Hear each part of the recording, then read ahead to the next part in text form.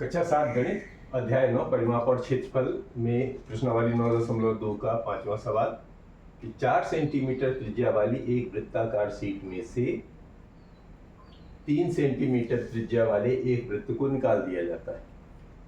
Sheet के शेष भाग का क्षेत्रफल ज्ञात करना है और यहाँ पर पाई का मान 3.14 ही लेना है। ठीक है ना। तो एक ऐसा 4 सेंटीमीटर त्रिज्या वाला कोई एक ऐसा वो शीट है, ये कह रहे हैं। ठीक है ना।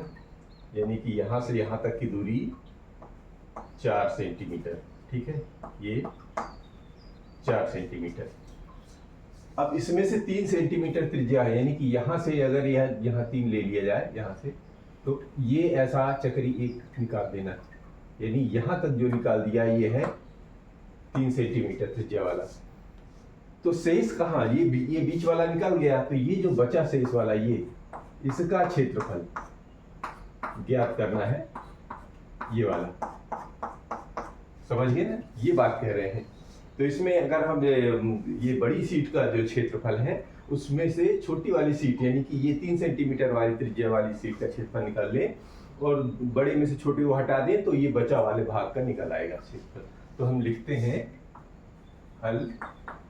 पहले लिखेंगे बड़ी शीट, बड़े त्रिज्या वाली शीट का क्षेत्रफल बड़ी त्रिज्या वाली 4 सेंटीमीटर वाली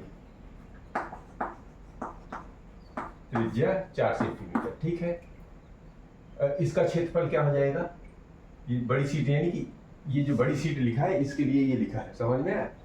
तो इसका क्षेत्रफल होता है पाई, और इसको मान लेते हैं कैपिटल आर से दर्शा देते हैं। ठीक है, जब यहाँ पे ये लिखो, जब त्रिज्या 4 सेंटीमीटर तब पाई आर स्क्वायर, तो इसका मान हो जाए। और छोटी शीट वाली यानी छोटी त्रिज्या वाली जब त्रिज्या 3 सेंटीमीटर वाले में हम मान लेते हैं पाई आर स्क्वायर। ठीक है, तो जब बड़े में से छोटे को घटा देंगे तो शेष वाला निकल आएगा। तो शेष शीट का क्षेत्रफल, शेष शीट का क्षेत्रफल क्या हो जाएगा, बड़ी शीट वाली क्षेत्रफल में से छोटी शीट वाली क्षेत्र का निकाल दीजिए। क्या करते हैं, कम कर दीजिए। में से क्या करेंगे, बड़ी शीट का क्षेत्रफल में से छोटे शीट का क्षेत्रफल ये कम कर दो। बड़े शीट में से छोटे शीट का क्षेत्रफल कम कर दीजिए। तो बड़ी शीट क्या है, पाई आर स्क्वायर में से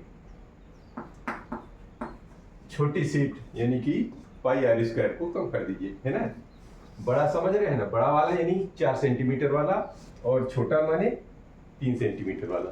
अब इनका मान रख दीजिए, पाई आर की जगह है अच्छा एक काम और कर लो, पाई दोनों से कॉमन है तो इधर क्या हो जाएगा, r square minus r square.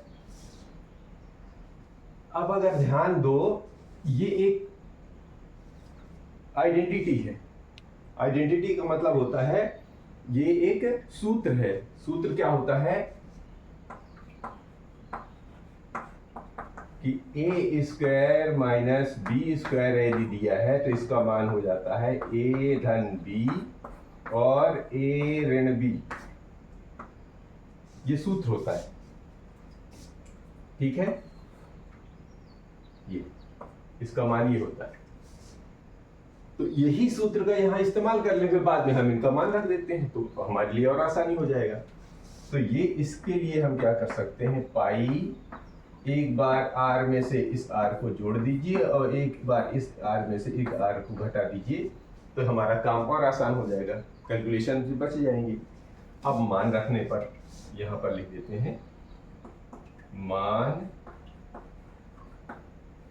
रखने पर अब मान रख दो, तो ये पाई आर की जगह हो जाएगा पहले बड़ा वाला यानी 4 सेंटीमीटर वाला त्रिज्या, और इधर वाले में 3 सेंटीमीटर।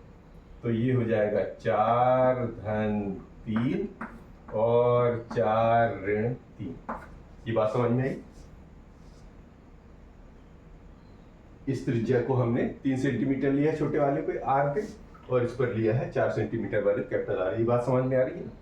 यानी कि इस आर की जगह हमको 4 सेंटीमीटर लिखना है यानी बड़ी वाले का, और इस छोटे वाले आर की जगह ये निकला, तो इस सीट का क्षेत्रफल निकल आएगा बचे हुए।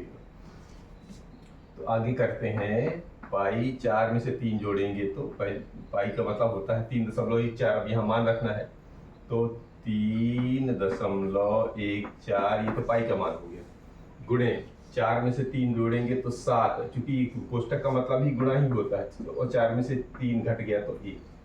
आसान हो गया ना? यानी कि 7 में 1 का गुणा हो जाएगा तो 7 ही रहेगा, इसका इसमें गुणा कर दीजिए, जो भी निकल आएगा वही इसका क्षेत्रफल हो जाएगा।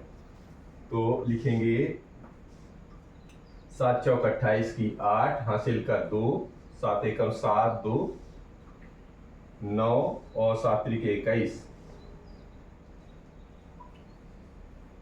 ये 21.98, 7 चौक 28, 7 एकम 7, 2 9, 7 दूनी 7 त्रिक 21, ठीक है 21.98।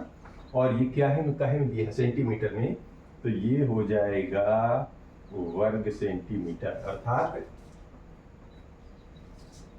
शेष सीट का क्षेत्रफल, सीट के शेष भाग का क्षेत्रफल यहां पर लिखेंगे, सीट के शेष भाग का क्षेत्रफल। सीट के शेष भाग का क्षेत्रफल कितना निकल आया है? 21.98 वर्ग सेंटीमीटर। ये जवाब हो गया हमारा। तो ये रहा प्रश्न क्रमांक 5।